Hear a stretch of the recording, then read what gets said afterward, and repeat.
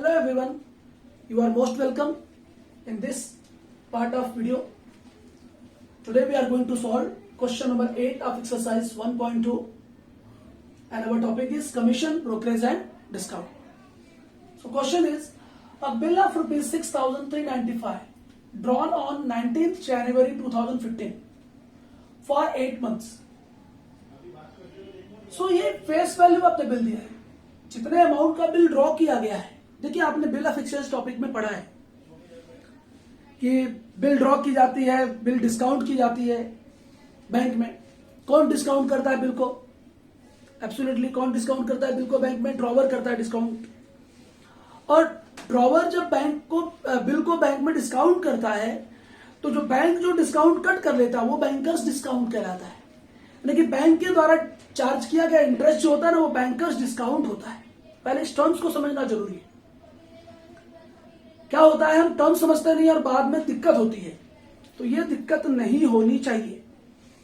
सो ध्यान दीजिए यहां पर, was discounted on 28 February 2015. Bill को 28 फरवरी 2015 को डिस्काउंट किया गया. देखो बिल ड्रॉ कब हुई? जनवरी में. डिस्काउंटेड कब हुई?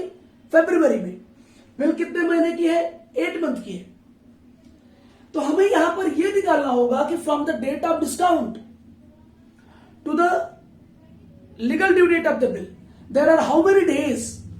क्योंकि उतने दिन का ही तो 28 फरवरी से लेकर के जिस दिन बिल का लीगल ड्यू डेट होगा वहां तक उतने पीरियड का डिस्काउंट काटे, बैंकर डिस्काउंट होगा. दैट इज बैंक के द्वारा बिल पर चार्ज किया गया इंटरेस्ट होगा. कितने परसेंट से? 8% पर एनम से इंटरेस्ट लेगा. कौन? बैंक. वही होता है बैंकर्स डिस्काउंट. तो बैंक के द्वारा चार्ज किया गया इंटरेस्ट क्या होता है? बैंकर्स डिस्काउंट होता है.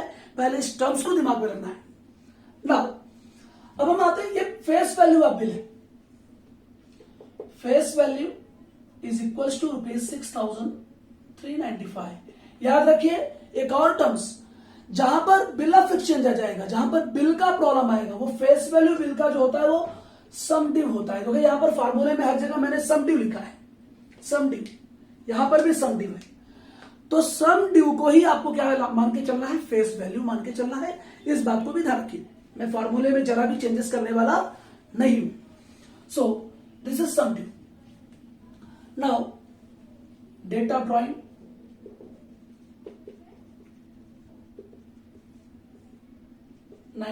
January 2015. Period of bill 8 months. सो हमें पहले, सबसे पहले जब हमें डेट ऑफ ड्रॉइंग मालूम है, पीरियड ऑफ बिल मालूम है, तो सबसे पहले हम निकालेंगे नॉमिनल ड्यू डेट. तो पहले निकाल लीजिए आप नॉमिनल ड्यू डेट. ये देखिए नॉमिनल ड्यू डेट. तो from the date of drawing 8 month count कर लीजिए. जनवरी के बाद फरवरी, मार्च, अप्रैल, मई, जून, जुलाई, अगस्त, सितंबर. तो 19 सितंबर 2015. जनवरी के बाद 8 मंथ आगे आप जाइए तो आएगा 19 सितंबर.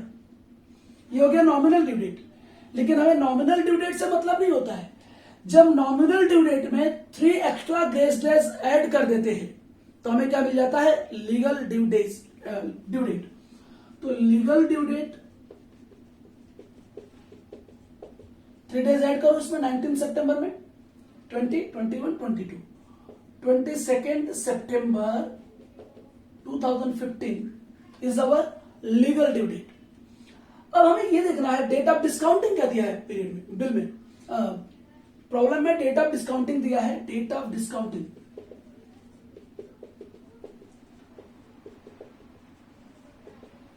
28 February 2015.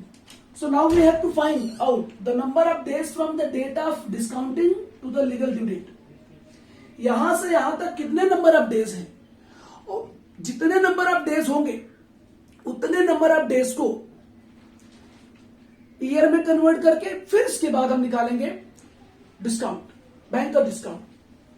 So number of days from the date of discounting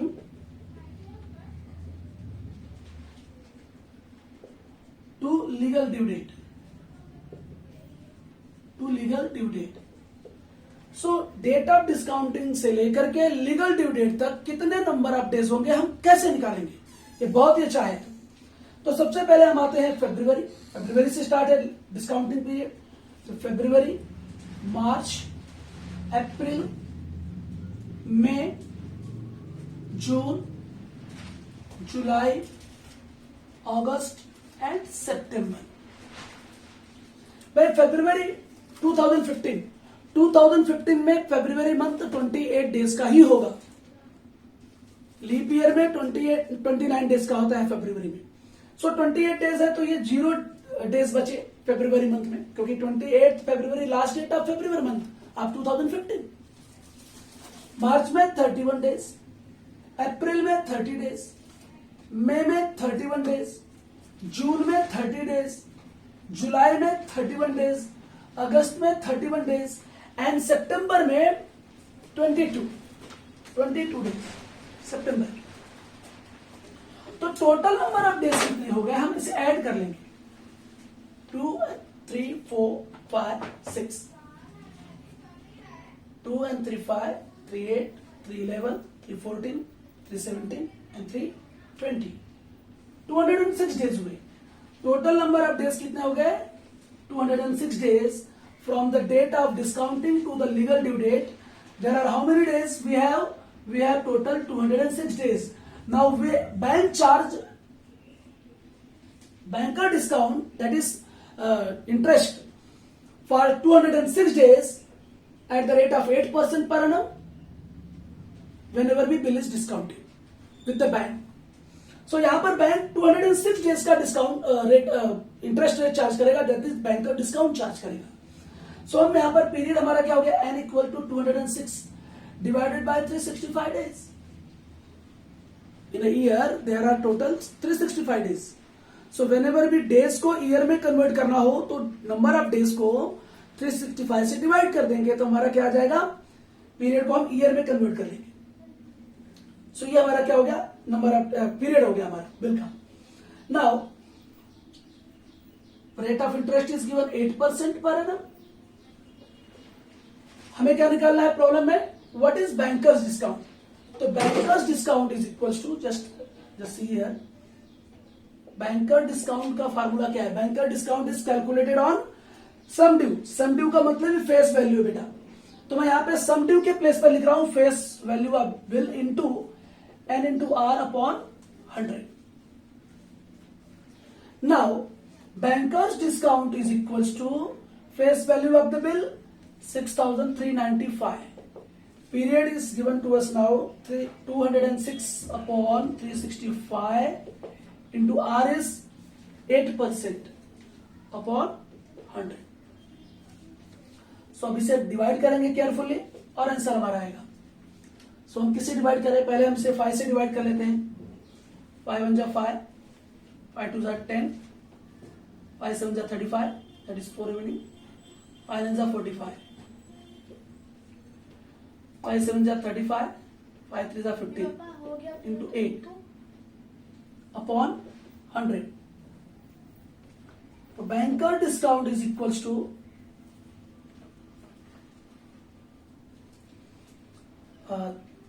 73 से डिवाइड कर दे इसको, 206 डिवाइडेड बाय 73 नहीं आएगा ये, तो हम क्या करें, इसको से डिवाइड कर देते हैं इसको। तो डिवाइड करने में कितना आएगा, तो रफली कर लेते हैं जरा, 1279 divided by 73, 73 5।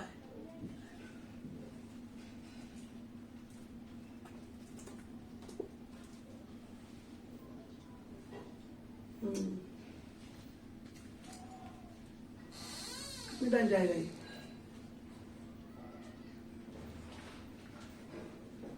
Seven time,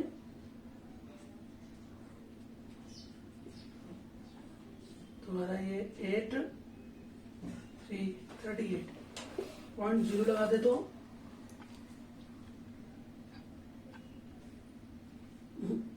divide बराबर तो नहीं हो रहा है।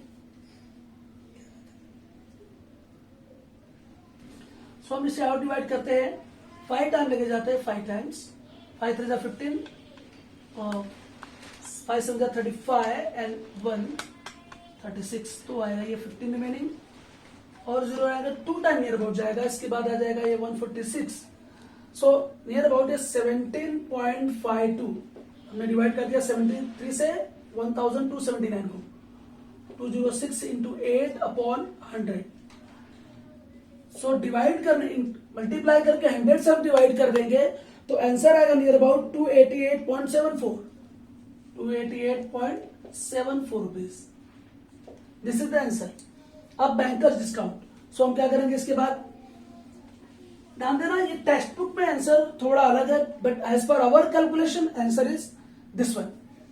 तो टेक्स्ट बुक में आंसर थोड़ा अलग दिया है, लेकिन हमारे कैलकुलेशन के हिसाब से आंसर ये है। सो बैंकर डिस्काउंट मिल गया। इसके बाद हमें क्या निकालना है प्रॉब्लम में, what is cash value of the bill. So cash value is equals to face value minus bankers discount. अब रखो समडी को ही मैंने क्या बोला है, फेस वैल्यू बोला है, तो cash value is equals to face value of bill क्या है 6395 माइनस बैंकर्स डिस्काउंट 288.74, माइनस कर दो तो 10 में से 4 गया तो 6 हो गया, 9 में से 7 गया 2.4, 14 में से 8 गया 6, यहां पर 8 में से 8 गया 0, 3 में से 2 गया 1। This is the cash value of the bill, rupees 6106.26 rupees is the cash value of the bill. Bill total कितने की थी, इतने की थी, बैंक ने डिस्काउंट कितने काट लिया, इतना रुपया काट लिया, तो बिल का अमाउंट कितना मिलने वाला है, कैश वैल्यू केवल इतना मिलने वाला है, बैंक का डिस्काउंट के बाद ये ड्रॉवर को मिला हुआ इतना amount. So this is question number 8. Now you will join us in next question, in question number 9. Till then, have a nice day. Bye bye.